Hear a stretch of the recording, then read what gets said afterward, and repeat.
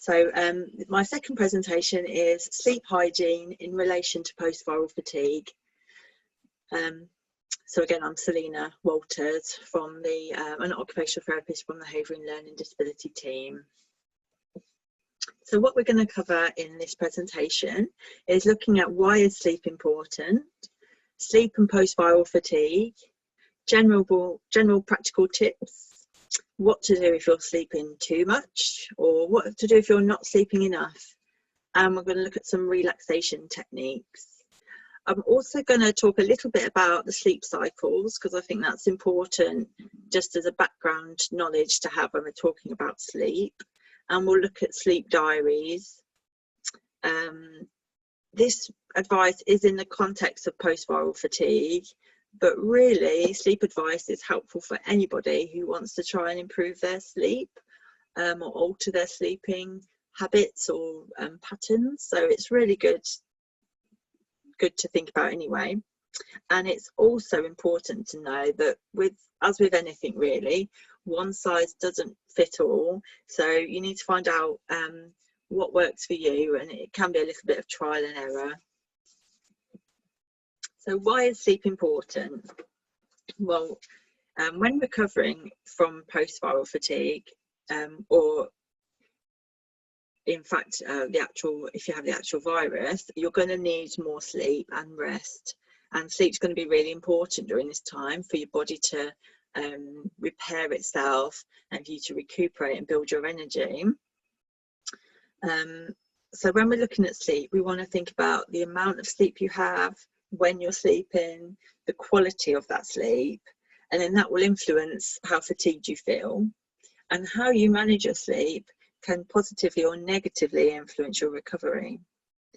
So when I was researching a little bit about why sleep was important, the benefits really of sleep give a really strong argument for why we should probably all look at our sleep patterns and address them.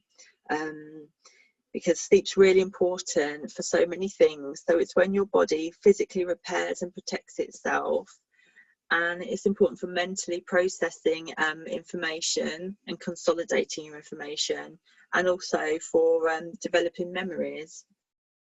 So if we don't get enough sleep as well, the hormone that's produced, which supports our immune system, it isn't there as much, and so then you're much more vulnerable to infections. And having poor sleep puts you at risk of various health issues such as obesity, diabetes, stroke, heart disease, and it affects your thinking, your memory, concentration, and your mood. So really there's every reason why we should look at our sleep and why sleep's important. So if we just go to look at the sleep cycles, so this is the stages of sleep that most people go through every night. So you'd start off in stage 1, which is when you're just going to sleep. So you can be very easily woken there. You're probably in and out of sleep, and that just usually lasts for about 7 minutes. Then stage 2 is a bit more light, still light sleep, but it's a bit harder to wake you up, but you can still be easily woken by noise or somebody touching you. So that will take 10 to 15 minutes. And then stage 3 to 4 is when you go into more deep restorative sleep. And that period normally lasts just over an hour until you move into stage 5, which is the last stage of sleep, which is the rapid eye movement. And that can be up to 1 hour long. So the average adult will go through 5 to 6 cycles of sleep per night. And with every cycle, your rapid eye movement stage gets longer.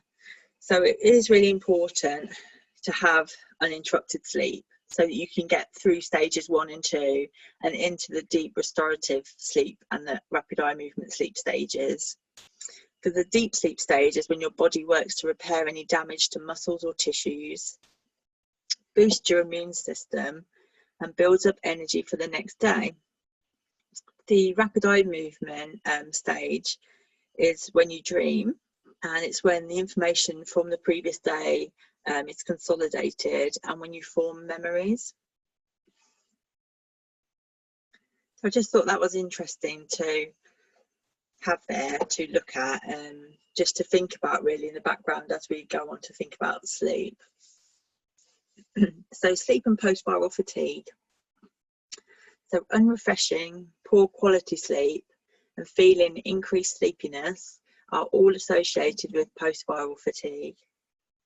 If problems aren't addressed with your sleep, it can hamper your recovery from post-viral fatigue. Whereas on the flip side, if you can address your sleep, it can really facilitate a much better gradual recovery and support with lessening those feelings of fatigue. So sleep's really a key area. That's why it's got its own little presentation all by itself, because there's so much to talk about with regards to sleep. So what happens if you're sleeping too much?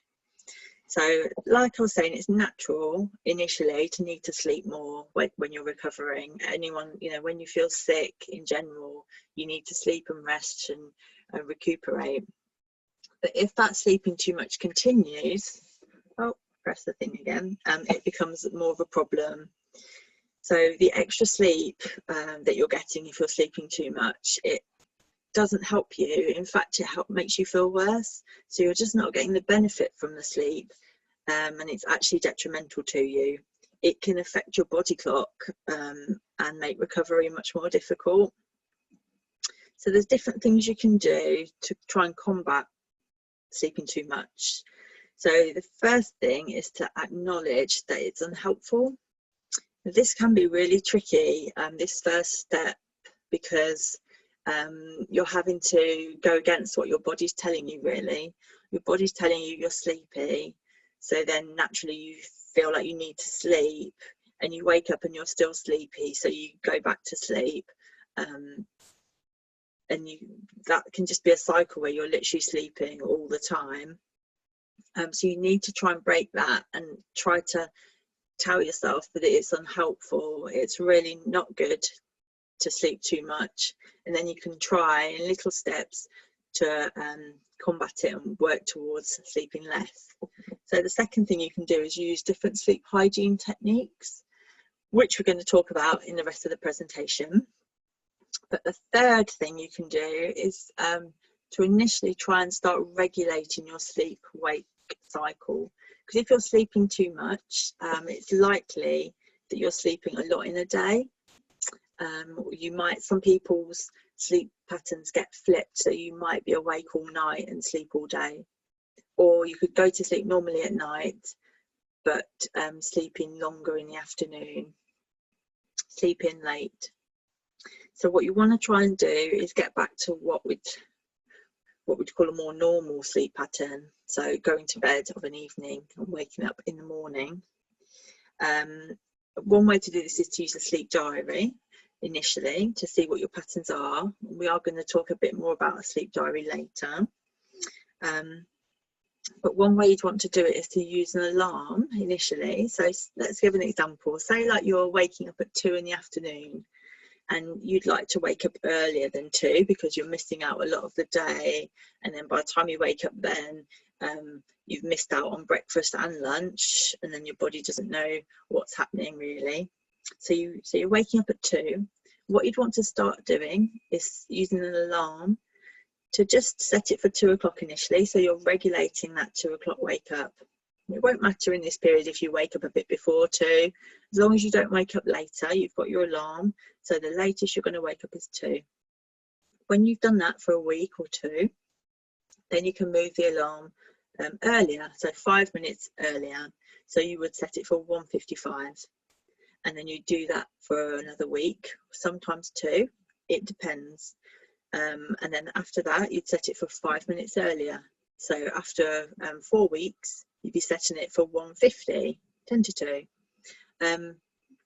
You might think that that's going to take you a long time to get to 8 o'clock, say if that's when you wanted to wake up, and it will take you a long time, but that's much better than if you tried to initially set your alarm for 8, which you would really struggle trying to get up at that time. It would be a shock for your body.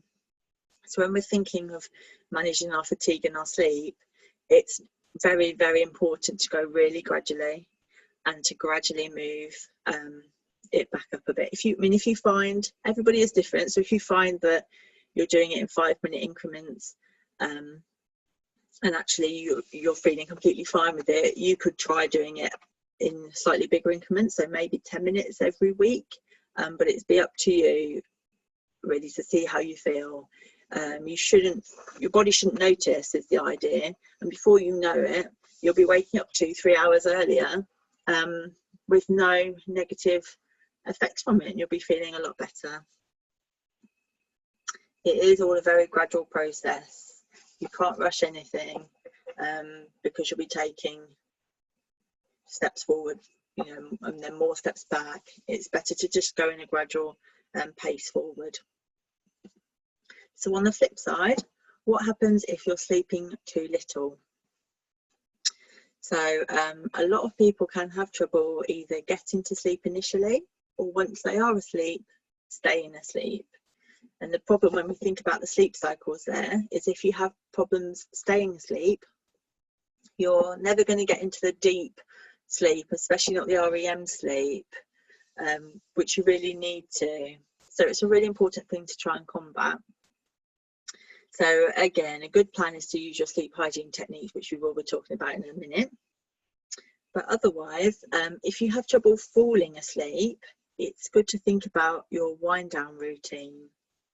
So your routine you have before you go to bed, which again, you've got to find what works for you. But in general, it's good to not use any electronic equipment an hour before bed. So that includes the television, tablets, phones, anything that's going to really stimulate your brain. It's good to include things into your wind down routine which will help you. So maybe relaxation, perhaps having a nice bath, or maybe just doing your bedtime routine. So you might just do a bit of tidying in your bedroom, you might make your bed, you might get your clothes up for the next day. Just doing that quietly and in a structured way. It's just about letting your body and brain know that queuing it up for bedtime, for sleep. So what about if you can get to sleep, but you wake up and then can't get back to sleep? So what you want to try and avoid doing is just lying in bed, tossing and turning, worrying about not getting back to sleep. So the important thing to remember there is when you think roughly about 20 minutes or so has gone past, try and get up and do something. So you might just go to the bathroom, or if you're feeling a bit more awake, it's good to do something for a little period of time before you then return to bed if you feel a bit more tired. So the different things you can do might be like flicking through an old magazine, or doing a little bit of washing up or sorting out. What you don't want to do, again, is use any sort of screens, and you don't want to be doing something which is really going to activate your mind. So you can read if you want, but not something that's like not your latest really exciting thriller book that you're reading. Don't read a murder mystery, you know, just flick through your old magazine is the best thing. You just don't want to activate your brain too much. So you just do that until you then feel tired and ready to go back to sleep. Somebody that I used to work with used to swear by making her bed when she got out of it. So she'd get out of bed, go to the bathroom and make her bed.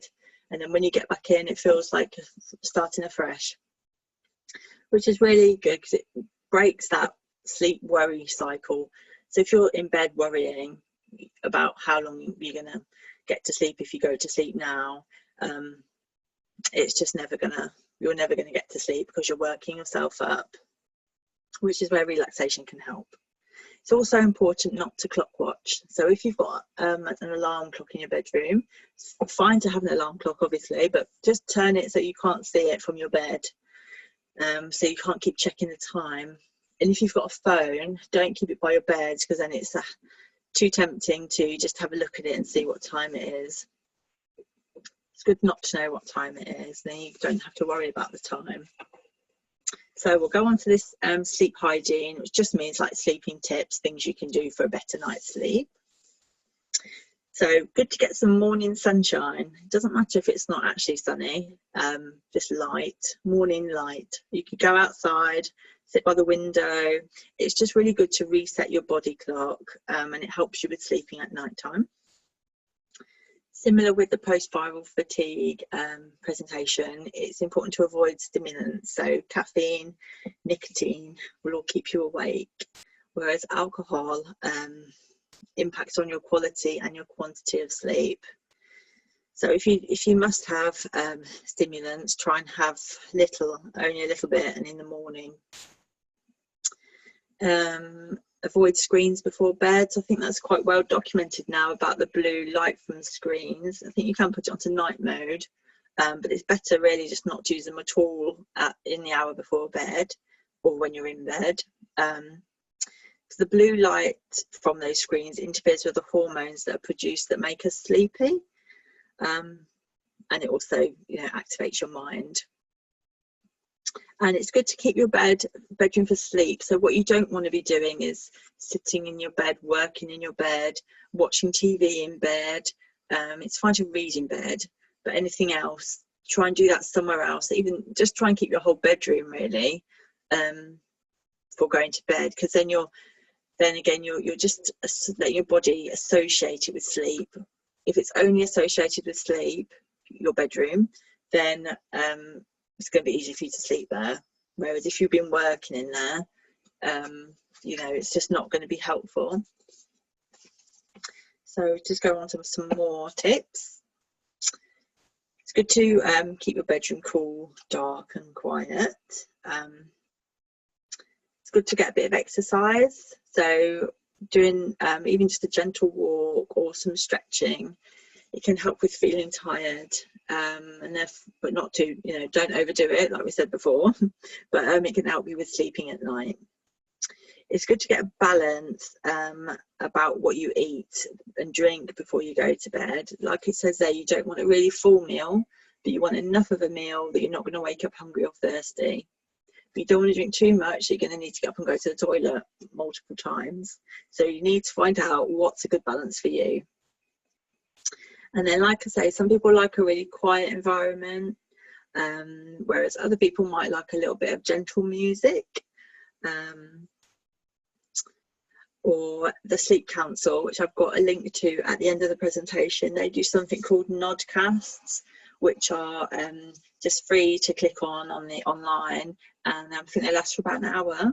And they've got sort of nature sound, bird song, which can be really nice to help you get to sleep.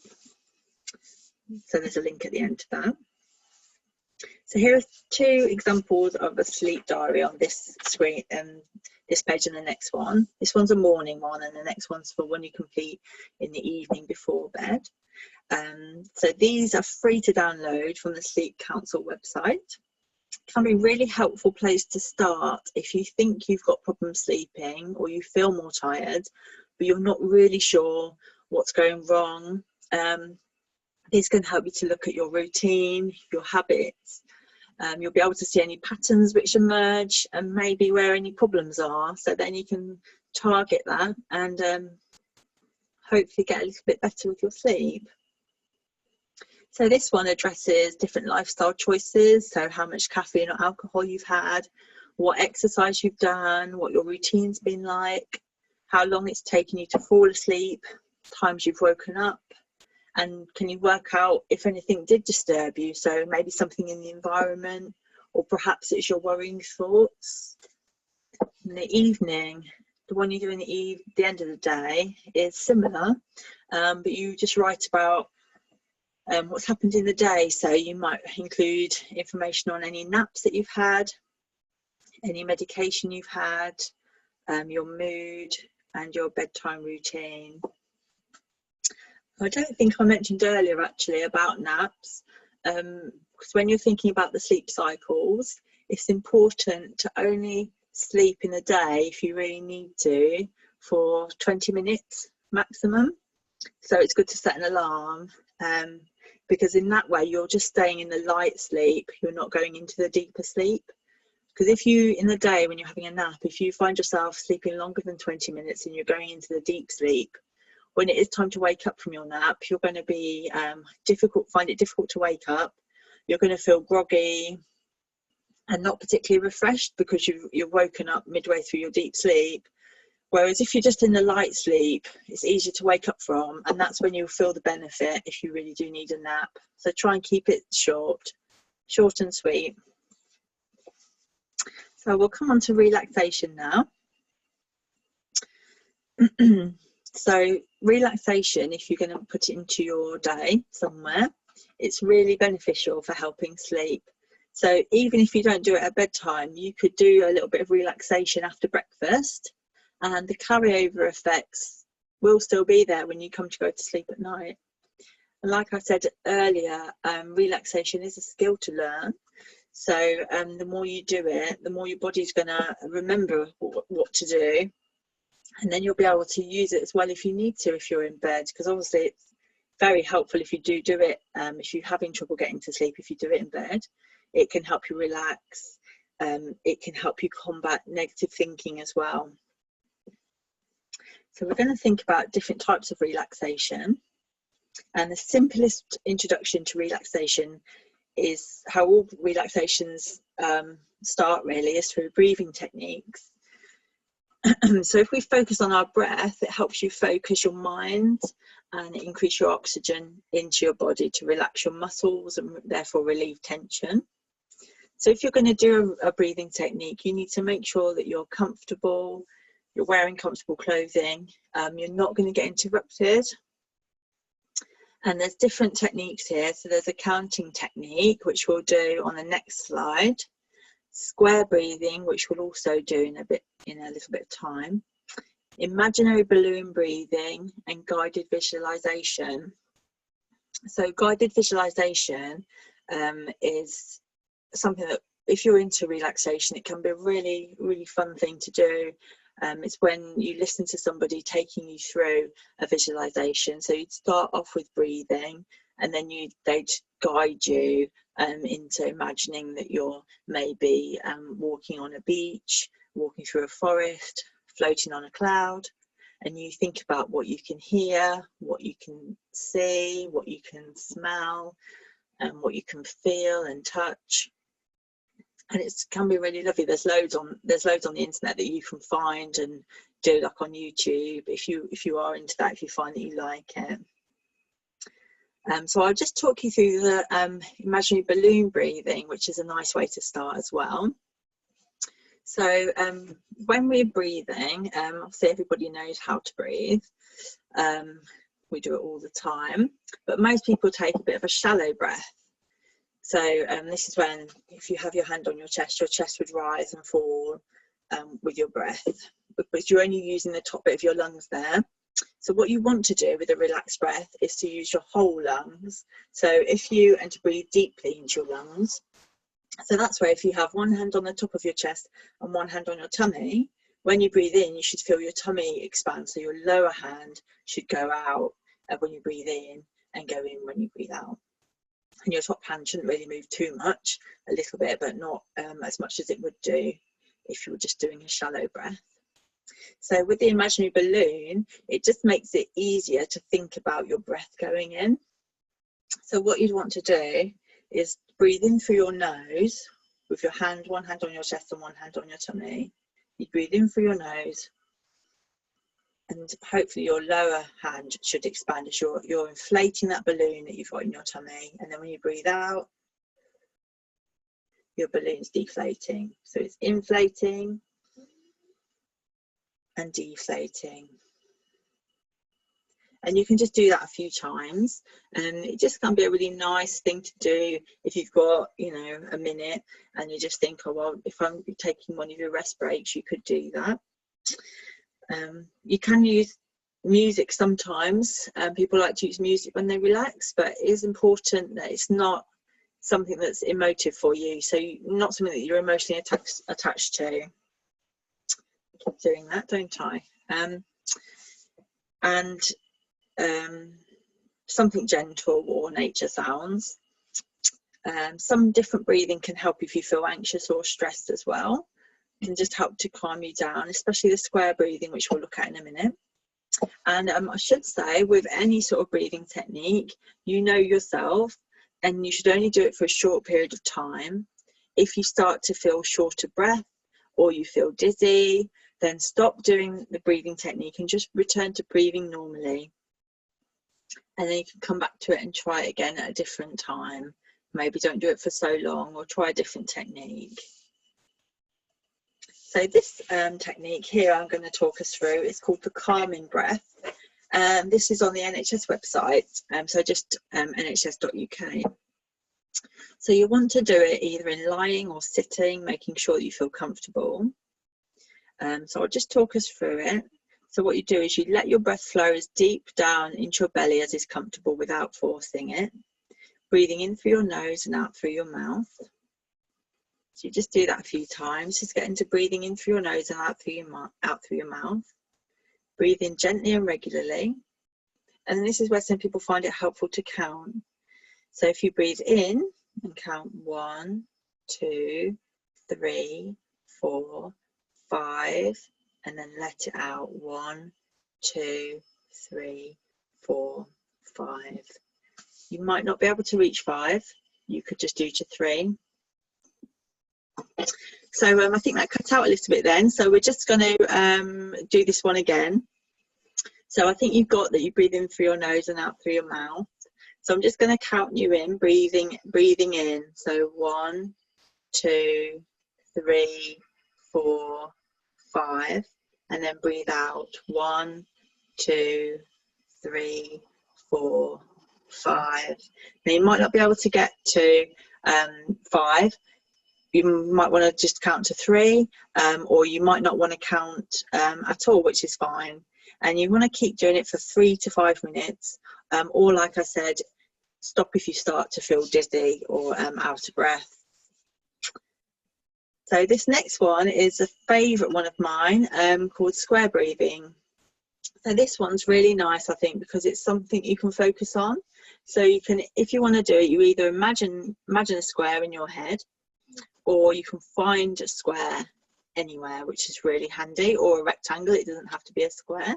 So you could use your computer screen, your TV screen, a window, a door. So it's good to use if you're, say, in a waiting room, like a doctor's waiting room, and maybe you're feeling a bit anxious. This is also good, as well as being good for sleep. So what you do with this is you'd start in the top left-hand corner of the square, and you'd breathe in through your nose as you follow with your eyes along the top of the square.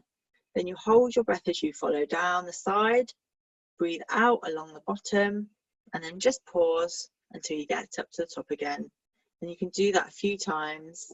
And what that does is it just helps you regulate your breathing, whilst also giving you a square to focus on. So you're having to focus on your eyes.